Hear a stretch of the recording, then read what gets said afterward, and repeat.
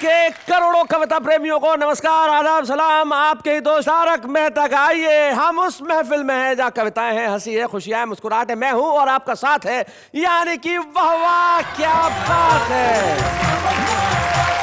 मैं तो साहब कविताओं का नौकर हूं और ऐसी नौकरी करने में किसी खुशी नहीं मिलती और मैं बिल्कुल अपनी नौकरी करने के लिए हाजिर हूं। लेकिन नौकरी और सरकारी नौकरी में थोड़ा सा फर्क होता है। फर्क इतना सा होता है कि सामान्य नौकरी में आदमी काम करता है और सरकारी नौकरी में सिर्फ ऑफिस जाता है।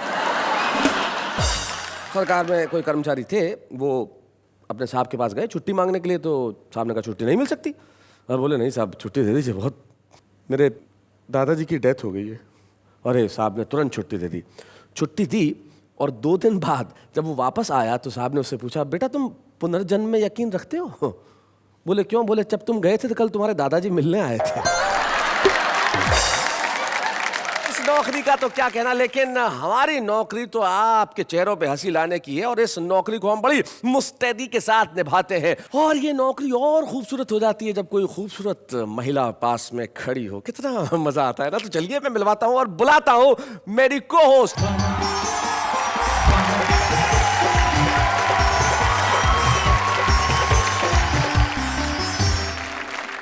नमस्कार, मैं हूं आप सबकी एटीएम और आपका स्वागत करती हूं आपके अपने शो में जिसका नाम है वाह वाह क्या बात है। अब इन्हें देख के तो आपको एहसास हो ही गया होगा कि मेरी नौकरी कितनी मजे की है। मजे की? यानी आप नौकरी मजे के लिए करते हैं? मुझे तो लगा पैसों के लिए करते हैं। अरे भाई तुमने अभी अपना खुद का नाम बताया ना, एटीएम। अंजलि तारक मेहता। तो जब एटीएम खुद पास में खड़ा हो तो पैसों की किसे परवाह है, जब चाहे पैसे मिल जाते हैं। और मैं तो मारवाड़ी आदमी हूँ, वैसे भी हमें पैसे कमाने के लिए नौकरी करने की जरूरत नहीं होती। हमें कोई चांद पे भी भेज देना तो हम प्लॉट काट के भेज देते हैं। हम फोटोग्राफर के पास भी जाते हैं तो बोलते हैं कि पासपोर्ट साइज की ऐसी फोटो खींच दे जिसमें जूते भी आ जाए। ये हमारा तरीका। लेकिन मैं तुमसे एक छोटा सा सवाल करना चाहता हूँ, तुमने कभी नौकरी करने की कोशिश की है? नहीं सर, मुझे तो बचपन से ही एक्टिंग का शौक है। तो करो ना। मतलब? नहीं, वैसे एक सजेशन है कि मेकअप तो तुम रोज करती हो, एक बार चेकअप भी करवा लो। मेरे मेकअप और चेकअप के बारे में ना पैकअप के बाद बात कर लेंगे। फिलहाल मेहमान आ चुके हैं, शो को आगे बढ़ाइए। ओ या मुझे बहुत अच्छा लगता है जब कभी कभी तुम समझदारी की बातें करती हो। एग्जैक्टली, शो को आगे बढ़ाते हैं। यानी कि हमारे मेहमान हमारे साथ हैं, वो मित्र जो आज सुनाएंगे कुछ ऐसा जिन्हें सुन के आप कहेंगे कि भाई वाह वाह क्या बात है। ये बात मेरी पत्नी भी जानती है कि हम कवियों का पेट तालियों से भरता है। कभी कभी तो यूं होता है, मैं घर जाता हूं तो बीवी ताली बजा देती है, मैं समझ जाता हूं आज खाना बना नहीं। मसूरी एक्सप्रेस में टिकट हो पाया एक ही कंफर्म, तो मैंने ट्रेन में निभाना चाहा पति धर्म। मैंने कहा सवारी 2 हैं बर्थ 1 है, इसलिए आप लेट जाइए, मैं पूरी रात साइड में इसी बर्थ पर बैठकर जाऊंगा और इस प्रकार अपना पति धर्म निभाऊंगा। बोली यदि धर्म ही निभाना है तो मैं निभाऊंगी, लेट कर तुम जाओगे, मैं पूरी रात तुम्हारी छाती पर बैठ कर ही। सड़क पर दौड़ते हुए एक आदमी को हमने रोककर पूछा कहाँ? बोला आत्महत्या करने। मैंने कहा इतनी सी बात तो मैं तुम्हारे बहुत काम आ सकता हूँ, तुम्हें अपने साथ किसी कवि सम्मेलन में ले जा सकता हूँ। मैं बोला बस रहने दीजिए, ये जुर्म मत कीजिए, आपको मालूम है मैं आत्महत्या करने क्यों जा रहा हूँ? बात यह है कि मैं अभी तो एक कवि सम्मेलन से छूट कर आ रहा हूँ। बहुत अच्छे। एक भिख मंगा के मेरे द्वार पर बोला भूखा हूँ मैं बेटा, जरा कुछ तो पसीजिए। मैंने कहा भाई अभी भोजन पका नहीं है, अगले मकान में जुगाड़ कर लीजिए। तो भिखारी ये बोला थोड़ी देर बाद आ जाऊंगा, मोबाइल नंबर हमारा नोट कीजिए। खाना बन कर जब हो जाए तैयार सर, बस आप एक मिस कॉल मार दीजिए।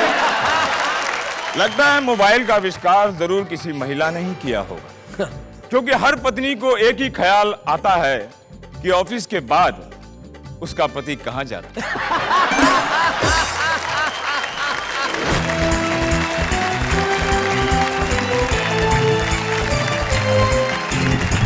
क्या बात है। हमारे साथ हमारे 3 कवि मित्र बैठे हैं जो तीनों ही कमाल के हैं। शकील जी जिनकी खेती लहलहा रही है, प्रवीण जी जिनकी खेती इधर उधर बल खा रही है, और बीच में जो ये चांद है, हाय हाय मुझे तो याद आता है एक बार एक मक्खियों का जोड़ा इधर बैठा था महेंद्र अजनबी के सर पे, तो जो फीमेल मक्खी थी उसने मक्खे से कहा कि चलो दिलदार चलो चांद के पार चलो। तो भाई आज हम बात कर रहे हैं नौकरी पर। तीनों हमारे साथ है। महेंद्र अजनबी जो एक जमाने में नौकरी करते थे और इतनी बढ़िया नौकरी करते थे कि सरकार ने इन्हें निकाल दिया। मतलब सरकार ने कहा कि अब आप कविताएं पढ़िए, वही ज्यादा ठीक है। प्रवीण शुक्ल अभी तक नौकरी कर रहे हैं, पता नहीं कब इन्हें निकलना पड़े। शकील मालेगावी ने जिंदगी में कभी नौकरी नहीं की। शायर कभी नौकरी थोड़ा ही करता है, शायर तो मस्त रहता है साहब। लेकिन आप तीनों ने नौकरी की है इस जनता की कि हम जब तक रहेंगे इस जनता को हंसाएंगे। इससे बड़ी नौकरी क्या हो सकती है? आप तीनों के लिए जोरदार क्या बात है। तो तीनों यहाँ बैठे हैं और इस वक्त तीनों ही टुकुर टुकुर निगाहों से अभिनय ये कर रहे हैं कि मुझे देख रहे हैं, पर देख ही नहीं रहे हैं। चलिए कोई बात नहीं, जहां से भी देख के बात करें। लेकिन मैं जानता हूं इस वक्त आप जो हमें देख रहे हैं वो इंतजार कर रहे हैं कि कब आएंगे ये और सुनाएंगे कुछ। तो इंतजार खत्म करते हैं, सबसे पहले बुलाते हैं शकील भारती को।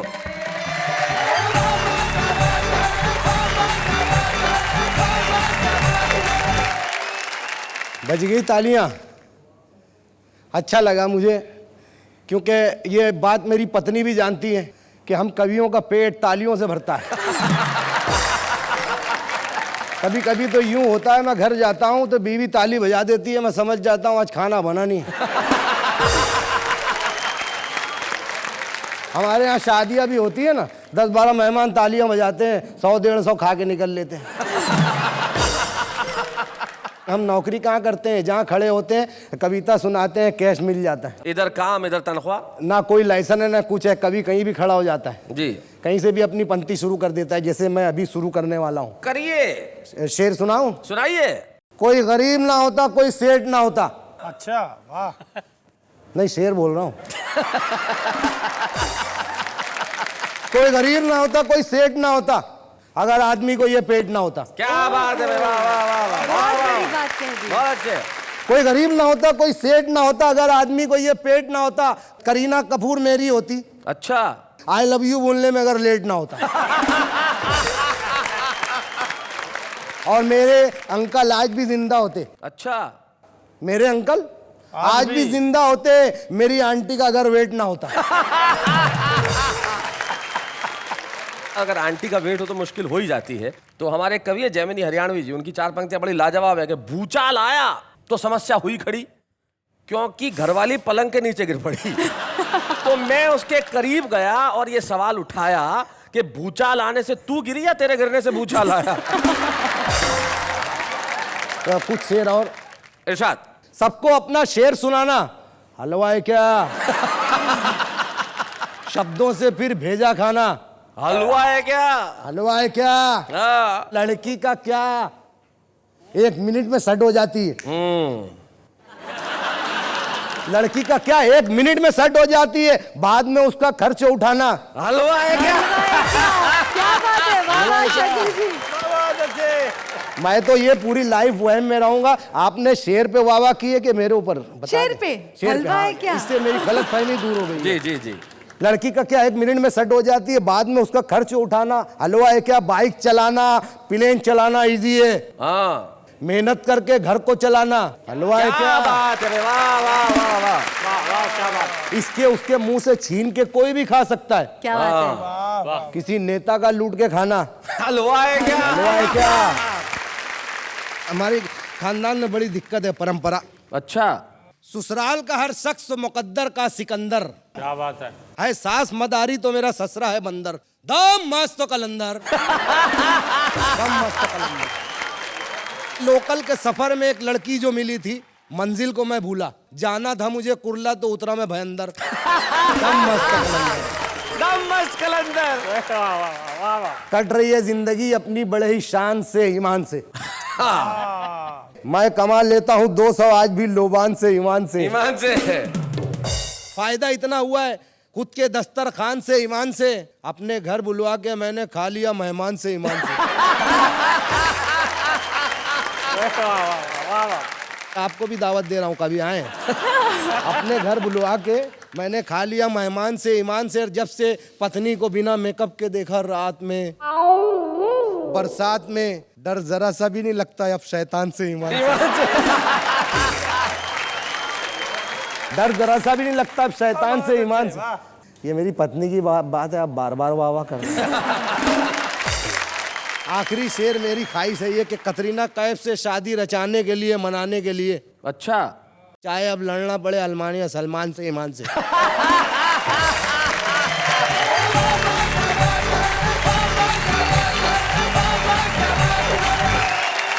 शकील जी, सुपर्ब, ईमान से, you performed so very well. I'm glad you came here. Seriously.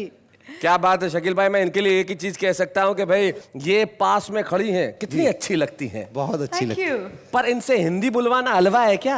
हाँ सही बात, क्या बात। उन्होंने जो तारीफ की है, अभी तक के 23 बरस मेरी शादी को हुआ है, आपकी भाभी ने भी वो तारीफ नहीं की। ओहो हो। मैं बार बार इसमें आऊंगा और 2 पंक्तियां बोलूंगा। सारे जमाने से जीत है, महंगाई से मात है, फिर भी वाह वाह क्या बात है, बहुत अच्छे।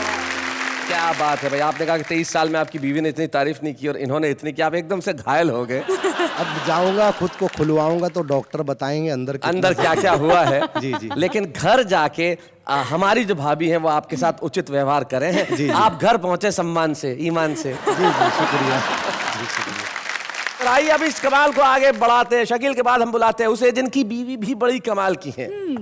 संजू नाम है उनका। संजू। और जब संजू के पति जो प्रवीण है वो उन्हें यात्रा पे ले जाते हैं तो क्या क्या हो सकता है, ऐसे ही बहुत सारे किस्से उनके पास हैं। प्रवीण शुक्ल जी, आप किस बात का इंतजार कर रहे हैं? आपके घुटनों में कोई रोग है क्या सर? तो खड़े होइए जरा, यहाँ आइए, तालियां बजाइए।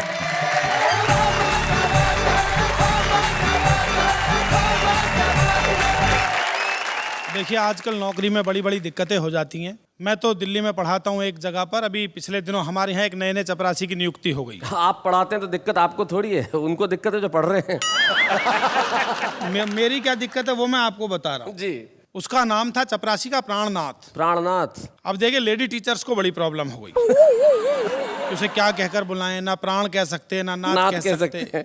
एक टीचर ने मुझसे आकर कहा, बोले इसे कहाँ से पकड़ लाए सर, इसे क्या कहकर बुलाएं? मैंने कहा मैडम इनका सरनेम पूछ लो। तो एक ने शर्माते हुए पूछा, प्राणनाथ जी आपका सरनेम क्या है? तो बोला जी स्वामी। बोले रे घर का नाम ही बता दे। बोला जी बलमा। बोले मोहल्ले वाले क्या बोलते हैं? बोला जी साजन। धारावाहिक था अगले का पूरा का। मैंने तो देखा, जब मैं जाता हूँ कई बार कॉलेज, आजकल एक टीचिंग क्लास में होती है, एक टीचिंग उसके बाद में होती है जी। उस पर एक छंद सुनिएगा। सुनाइए। कि विद्यापति के पदों में खूब है श्रृंगार रस, गुरुजी पढ़ा रहे थे बीए वाली क्लास में। राधा तन पर छाई पड़ी जब शाम की, तो सांस में भी सांस घुली प्रेम रस रास में।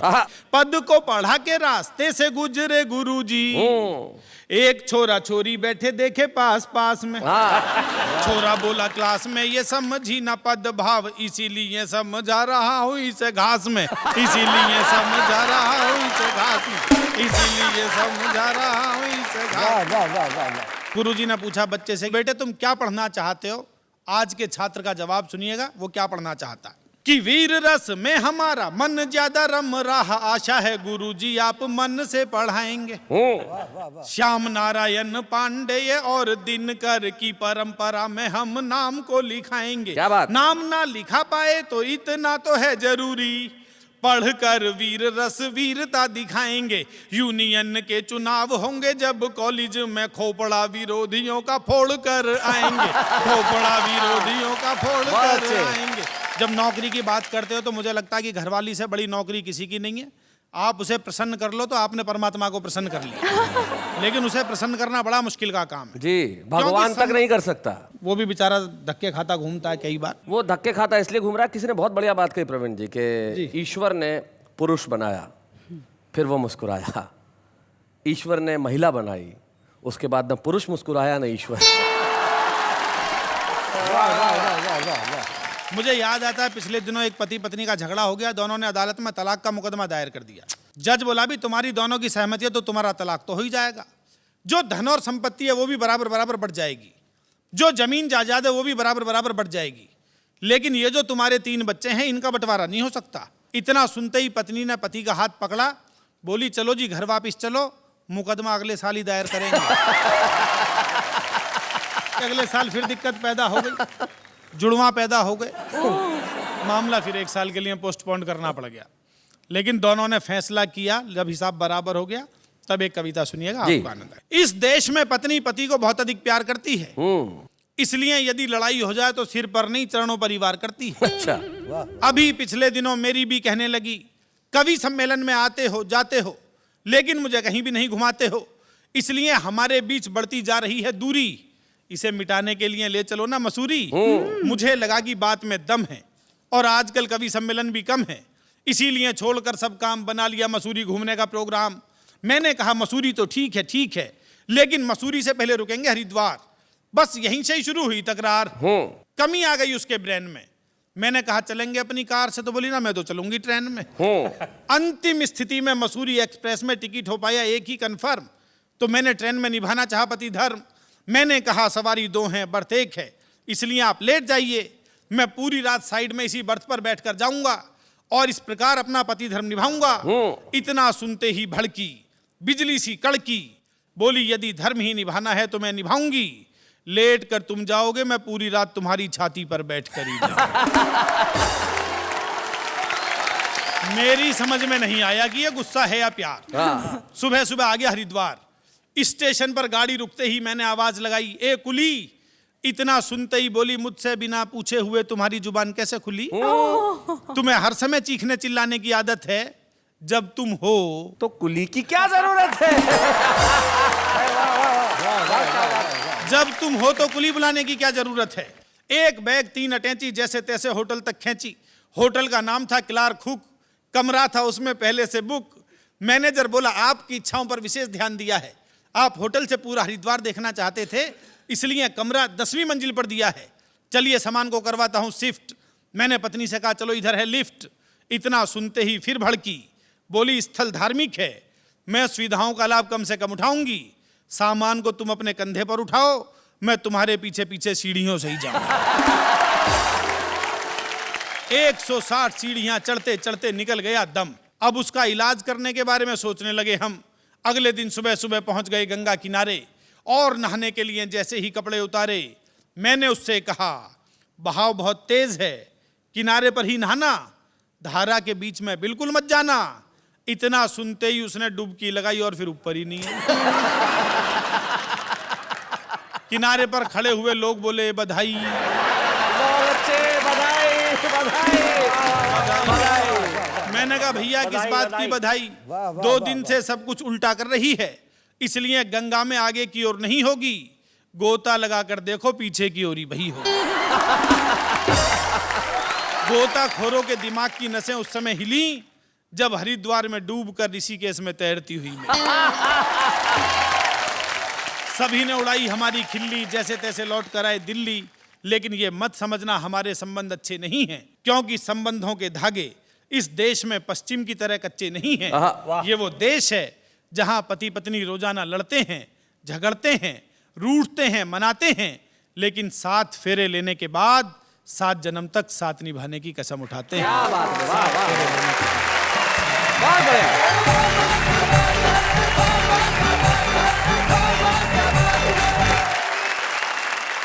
प्रवीण जी आपने बहुत अच्छी बात कही। हम पत्नियां 7 जन्म तक धर्म निभाती है, साथ मतलब 2 जगह। तो? मतलब बंधन निभा के रखती है 7 जन्म तक। हाँ। ठीक है, पर ये पति लोग सच में पत्नियों से इतना डरते हैं? हाँ, किसने कहा? सवाल ही नहीं। अरे नहीं नहीं नहीं, ये महेंद्र अजनबी मेरे को मिले अभी 4 दिन पहले जब मैं दिल्ली शो के लिए गया था। अच्छा। बोले कल मैंने घर में ऐसा कमाल कर दिया कि मेरी बीवी घुटनों पे आ गई। घुटनों पे आके मुझसे बात की। मैंने कहा अच्छा यार, इतना डरा दिया? मैंने कहा क्या किया घुटनों पे आके उन्होंने? बोला पलंग के नीचे से बाहर निकली तो दूंगी एक।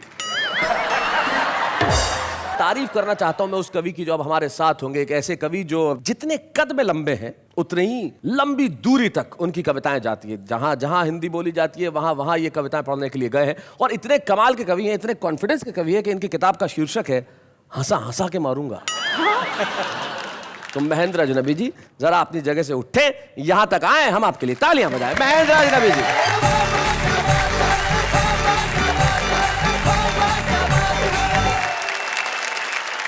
एक दो छोटी छोटी कविताएं मैं भी आपको सुनाऊंगा, पसंद आएंगी ठीक है, नहीं तो 3-4 और सुनाऊंगा।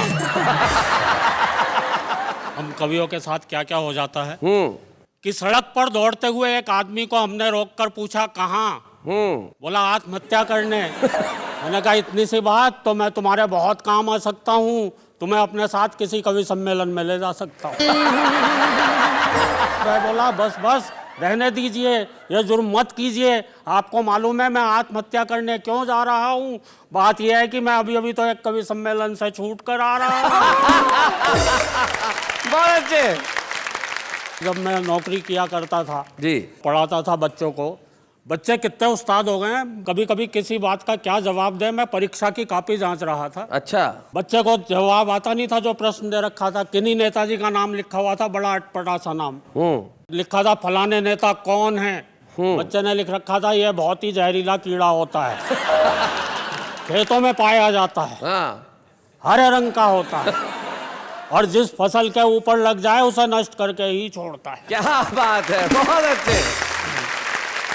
मैं आ रहा था अभी यहाँ स्टूडियो में, तो आगे आगे एक मेटाडोर जा रही थी, पीछे एक शेर लिखा हुआ था हम भी प्यार करते थे, चांदनी से दिल लगाने लगे, अपनी किस्मत ही खराब थी, मेटाडोर चलाने लगे। आपको अपनी लंबाई की वजह से कोई दिक्कत नहीं होती अजनबी जी? नहीं, दिक्कत तो होती है। अच्छा, एक बार सब्जी वाले के पास गया, मैंने कहा भैया ये नींबू क्या भाव दिया? उसने कहा बैठ के देखो संतरे हैं।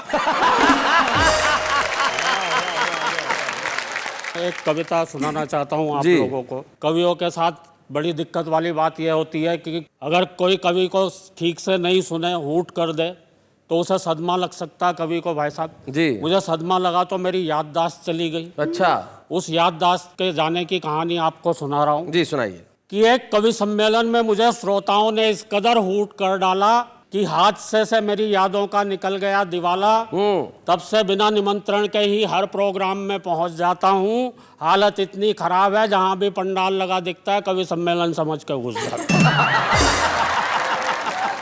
कभी तो अपने स्कूल जाकर बच्चों को कविताएं सुनाने लगता हूँ, कभी मंच से ही श्रोताओं को हिस्ट्री पढ़ाने लगता हूँ। एक बार तो गजब बड़ा कर दिया, जो श्रोता कवि सम्मेलन में लेट आए थे मैंने उन्हें कुर्सी पर ही खड़ा कर दिया। अपने बिगड़े हालात का ज्यादा बयान क्या करना है, मुझे ये भी ध्यान नहीं रह पाता कि कितनी देर पढ़ना है। एक जगह तो मैं पढ़ता गया, 1 घंटा हो गया, 1.5 घंटा हो गया।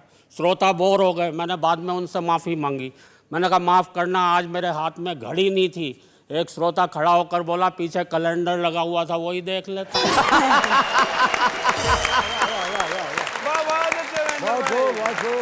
बात हो गई है काबिले गौर की, मुझे यह भी ध्यान नहीं रह पाता है कि अपनी ही पढ़ रहा हूँ या किसी और की। पूरे दिमाग में हेरा फेरी है कि जब कोई और पढ़ता है और जमता है, तब लगता है यार ये कविता तो मेरी है।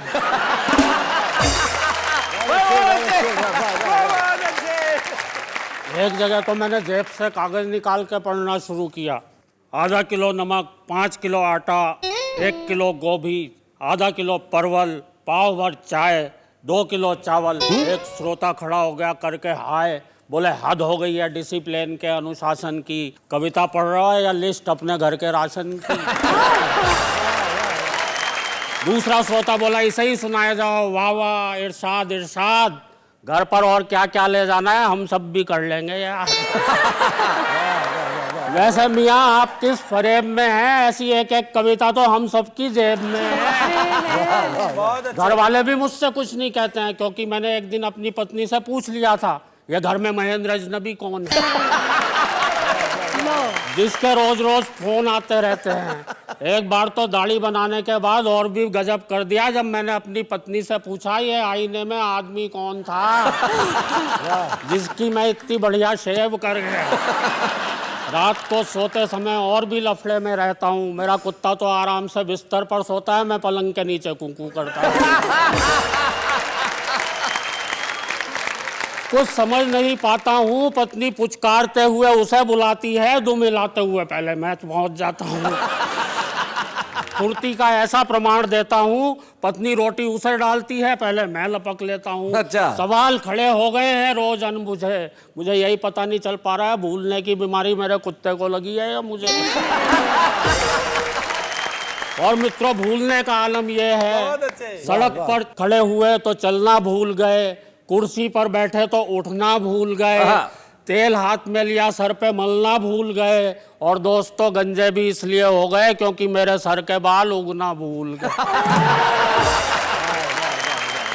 पत्नी बोली एक बार, मेरे भरतार हेल्प करा दो, गीले कपड़े ऊपर फैला दो। ऊपर जाते ही दिमाग भटक गया, मैंने कपड़े तो चारपाई पर पटके खुद तार पर लटक गया।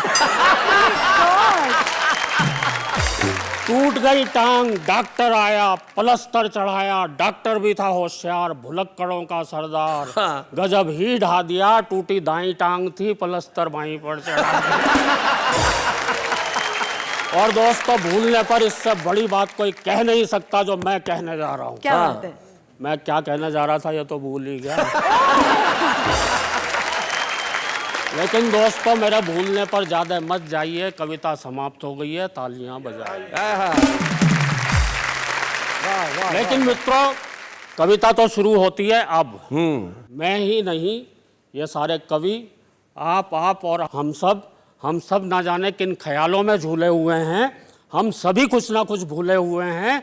हम भूल गए हैं आपस का प्यार, हम भूल गए हैं मेहमान का सत्कार, आए दिन टूटने वाले घर बार, हम भूल गए हैं संयुक्त परिवार। और बता रहा हूं आपको घर घर का संताप, पत्नी आते ही लोग भूल जाते हैं माँ बाप, लोग भूल जाते हैं अपना दीनो ईमान, लोग भूल जाते हैं बीमार माँ की दवा, हम सब भूल चुके गांव की ताज़ा हवा, और हायर टीवी की ऐसी रवानी, बच्चे सब भूल चले दादी नानी की कहानी। क्या बात है भाई, वाह वाह वाह। राजनीति के हो चले खौफनाक इरादे, नेता जीतते ही भूल गए अपने किए वादे, नफरत का चढ़ चुका ऐसा जुनून है, हम सब भूल गए कि सबका एक जैसा खून है, और कहने को अब कुछ भी नहीं है शेष। दोस्तों भूलों की इस भूल भुलैया में हम सब भूलते जा रहे हैं अपना देश। क्या बात है, वाह वाह वाह वाह, बहुत बढ़िया।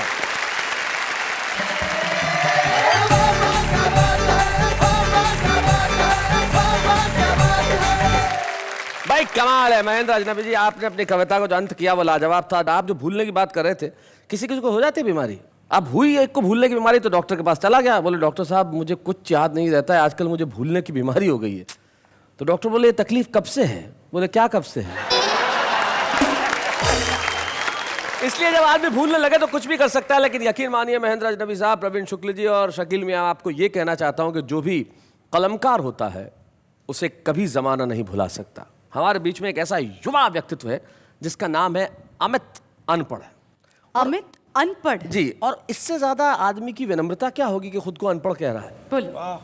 इतनी मॉडेस्टी, इतनी विनम्रता, और बहुत अच्छा लिखता है। तो हम चाहते हैं कि आज हमारे इस एपिसोड में जो हमारा छुपा रुस्तम है अमित अनपढ़, जो उत्तर प्रदेश से हमारे बीच में है, मैं चाहता हूं कि वो आए और कितने पढ़े लिखे हैं हमें अपनी कविता से बताएं। हमारे छुपे रुस्तम अमित अनपढ़।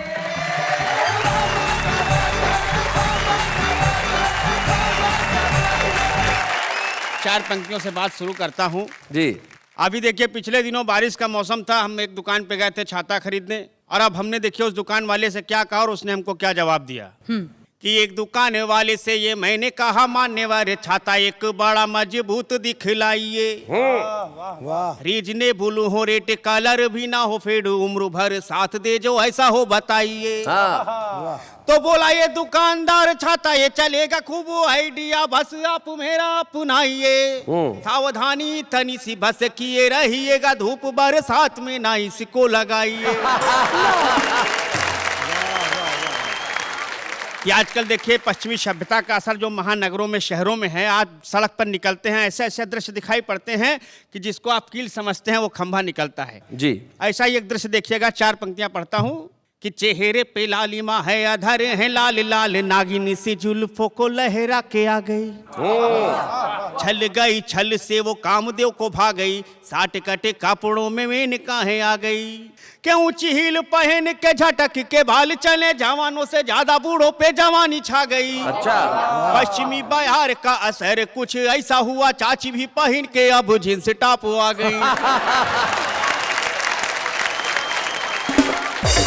चार पंक्तियां और इसी खानदान की सुने कि बस अड्डे पे खड़ा मैं गीत ये है गा रहा था, रफ्ता रफ्ता देखो यार आंख मेरी लड़ी है, और आंख जिससे लड़ी है दिखने में वो परी है, खूबसूरत बाला वो पास मेरे खड़ी है।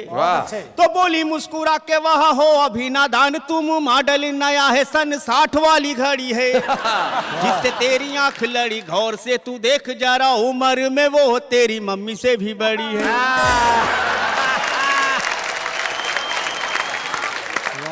और आजकल देखिए साहब मोबाइल कहाँ कहाँ तक पहुंच गया है, हर आदमी के हाथ में मोबाइल है। 4 पंक्तियां मैं मोबाइल पे पढ़ता हूँ, सुने। कि एक भिख मंगा के मेरे द्वार पर बोला, भूखा हूं मैं बेटा जरा कुछ तो पसीजिए। मैंने कहा भाई अभी भोजन पका नहीं है, अगले मकान में जुगाड़ कर लीजिए। तो भिखारी ये बोला थोड़ी देर बाद आ जाऊंगा, मोबाइल नंबर हमारा नोट कीजिए। खाना बन कर जब हो जाए तैयार सर, बस आप एक मिसगाल मार दीजिए। और 4 पंक्तियां अंतिम पढ़ के अपना स्थान लेता हूं जी। कि आजकल देखिए जब पति पत्नी में झगड़ा होता है तो पत्नियां अपने गुस्से को किस तरह से प्रकट करती हैं। बताइए। कि मायके जाना, हाँ आपके लिए विशेष है जी। मायके जाने की अनुमति यदि ना मिले तो कुकर कढ़ाई भगोने से भीड़ती हैं ये। जिस दिन पानी की समस्या अति हो बिकट, उस दिन साबुन पे टूट पड़ती है ये। कि अपने पितावा भाई को ही मानती है तो उपदेशी कट्टे जैसा पति को समझती हैं ये। दादी के ही साल बस माधुरी सी लगती है, उम्र भर शशिकला भांति लड़ती हैं ये। बहुत बहुत धन्यवाद। हमें अनपढ़ आपने बहुत बहुत बढ़िया ढंग से सुनाया। और कौन कहता है कि आप अनपढ़ हैं। आज हमें बड़ी खुशी है कि आप छुपे रुस्तम सेगमेंट में यहाँ आए, और निश्चित तौर पे आज आप यहाँ से सारे देश को मिले हैं जो आज भले ही अनपढ़ हो, कल पढ़े लिखे लोग भी कहें कि अनपढ़ हो तो ऐसा। तो आज हम अमित अनपढ़ को एक प्रोत्साहन चिन्ह देना चाहते हैं। वाह वाह क्या बात है किस्मत।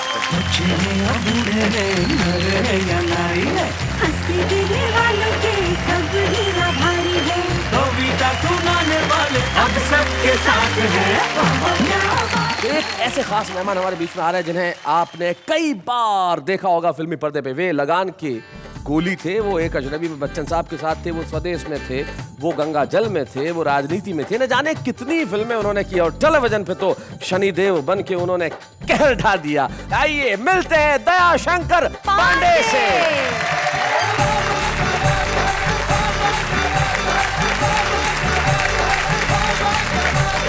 भाई आपने हमारी इतनी तारीफ की है तो आप कहिए आप कौन सी कविता सुनना चाहेंगे? वैसे हमें एक ही कविता आती है। अरे तो फिर पूछ क्यों रहे हो? तो भाई आपने हमारी इतनी इज्जत की है तो पूछना तो पड़ेगा ना। नहीं अभी आप अपनी सिर्फ उस एक कविता की इज्जत करिए और सुनाइए। तो ठीक है, हम आपको अपनी किताब से एक कविता। अपनी किताब? आपने किताब लिखी है? क्या बात है? लिखी नहीं है भाई, हमने खरीदी है।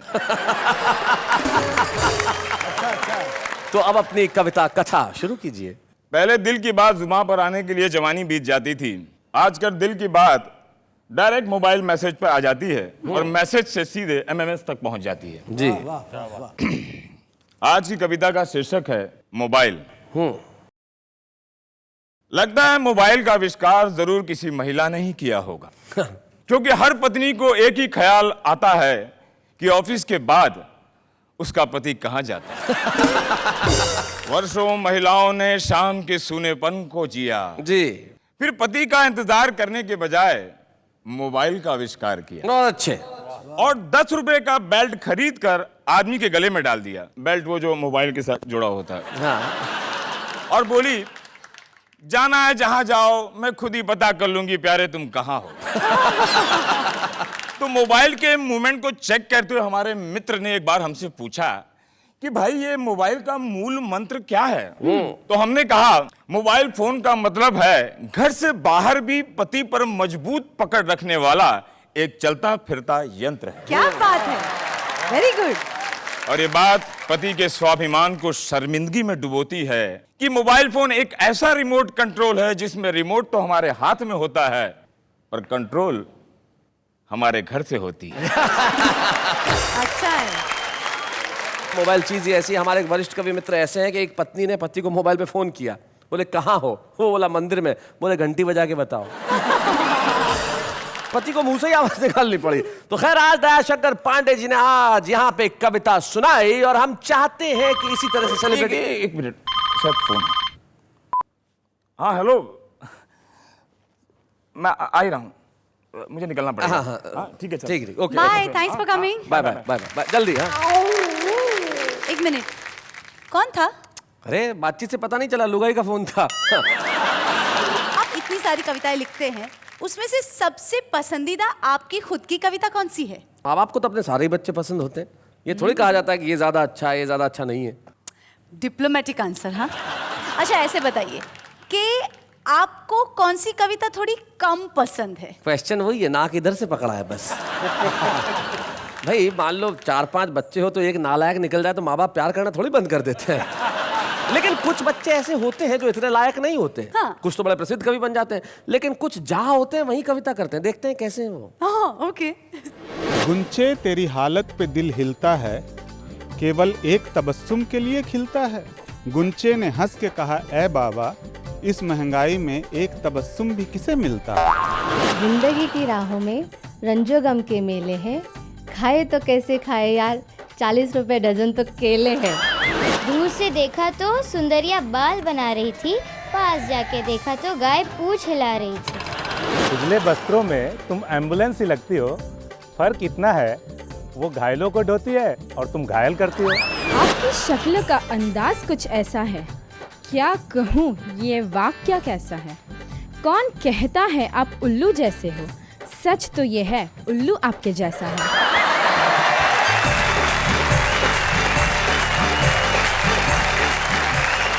तो हमने सुनी ये उन लोगों की कविताएं जो कवि नहीं, आज ये बड़े आम है, लेकिन इन्हीं में से कुछ लोग खास बन जाते हैं। और आज मुझे बड़ी खुशी है कि इस मौके पे, वाह वाह क्या बात है कि इस मंच पे हम जब एक सृजनकर्ता का सम्मान करते हैं, आज बारी है उस सृजनकर्ता की जिसने न लोगों को हंसाया बल्कि बहुत सारे जहन में उनके सवाल भी सौंपे। एक ऐसा कवि जो देश के लिए सोचता है, एक ऐसा कवि जो समाज के लिए सोचता है और बहुत सहज ढंग से अपनी बात कह देता है। हमारे बीच में आज हमारे सम्मान के पात्र हैं महेंद्र अजनबी।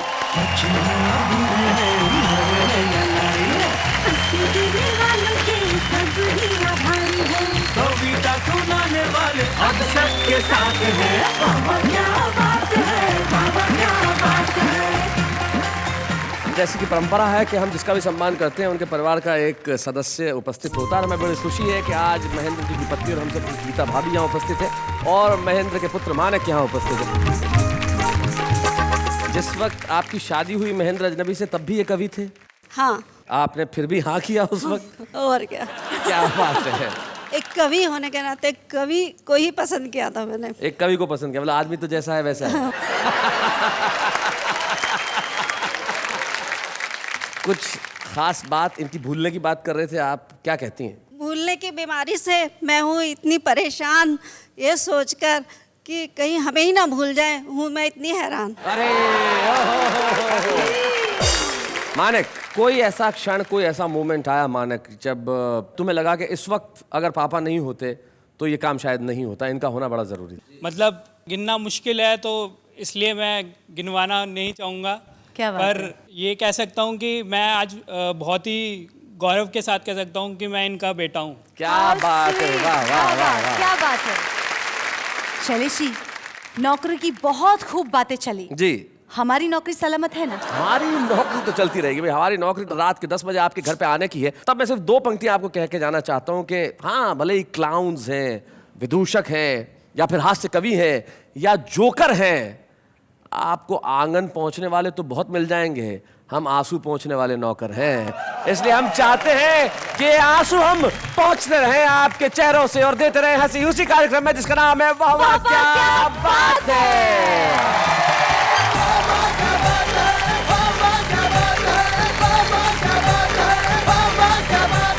ऐसे और भी मजेदार वीडियो के लिए हमारे चैनल को लाइक, शेयर और सब्सक्राइब करें।